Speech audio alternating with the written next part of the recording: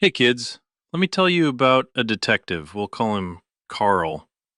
Carl was a crime fighting genius who found the same serial killer's DNA at 40 different crime scenes all across Europe. He was about to crack the case of a lifetime, except for one tiny microscopic detail that turned a continent wide manhunt into the biggest law enforcement oopsie in recent history. The media went feral. A new female serial killer, nicknamed the Phantom of Heilbronn. She was linked to everything from murders and robberies, and she was doing it all over Germany, Austria, and France. Cops would show up to a crime scene, find some DNA, and go, "Yep, it's her again." Enter our boy Carl, now leading the special task force to catch the Phantom. The name of this elite unit? Parkplatz, which is German for parking lot. No, I'm not making that up. The parking lot squad was on the case.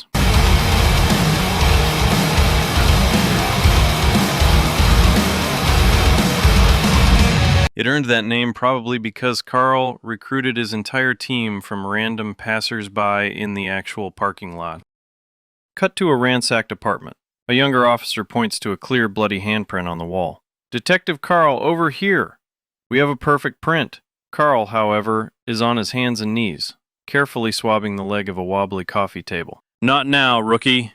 The Phantom has a known preference for IKEA furniture. This particular model? She can't resist it. Bag a whole table." They were building a mountain of evidence, absolutely convinced they were just one swab away from uncovering the Phantom's identity. But things kept getting weirder. The Phantom was supposedly working with different accomplices for every crime. Basically half of Eastern Europe by now. Yet nobody ever saw her. Not once. Eyewitness descriptions were all over the place. She was short. She was tall. She was a man. As the years dragged on, the police department's big brain logic started to get truly spectacular. An officer would stand up in a briefing and say, with a completely straight face, "The Phantom stole a car in Austria this morning, and then broke into a shed in France this afternoon." Next day, a trailer break-in back in Germany. "Hey boss, look, a crowbar. Bet that's what she used to pry the door." "Okay, Mike, go play with your crowbar in the corner while we do real investigation here. I saw a half-eaten cookie down the road. I better check that out." And his instinct was right again.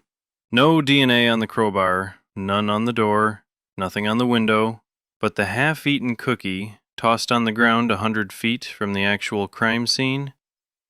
Bingo. "The Phantom struck again!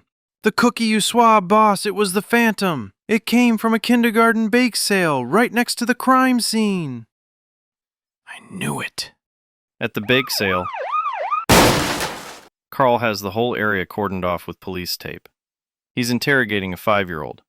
"Did she pay with cash or card? Did she seem unusually interested in the gingerbread men? Don't hold back on me, Timmy." Next scene, a local robbery.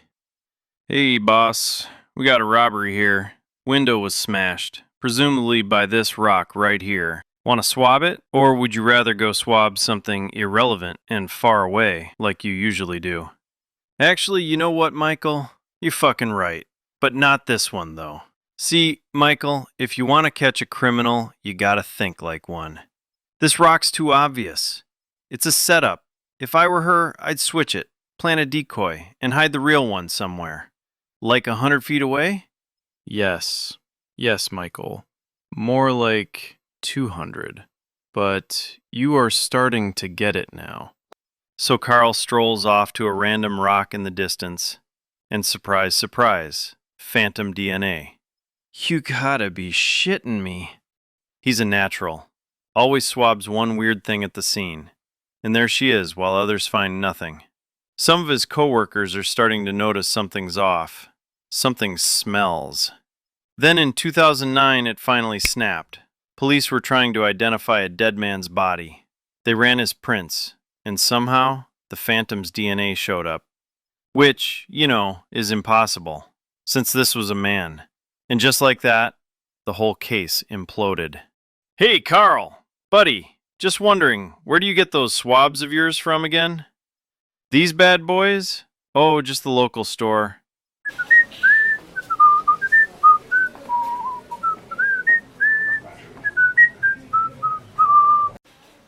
"Hey man, You sure go through a lot of those cheap sticks. Thank God you're not a cop or something. Imagine using these for real DNA collection. They're probably contaminated as hell. You know those aren't sterile, right? Contaminated? Sterile? I don't even know what those words mean. Yeah, just as we thought. The Phantom case is shutting down, Carl. Huh? Did we get her or what? No.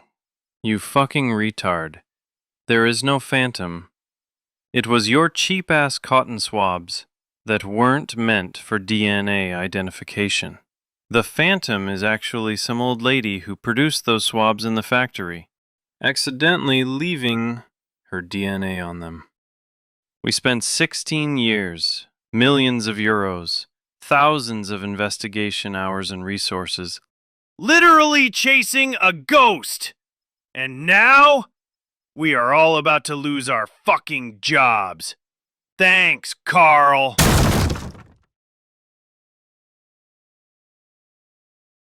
Well, fuck.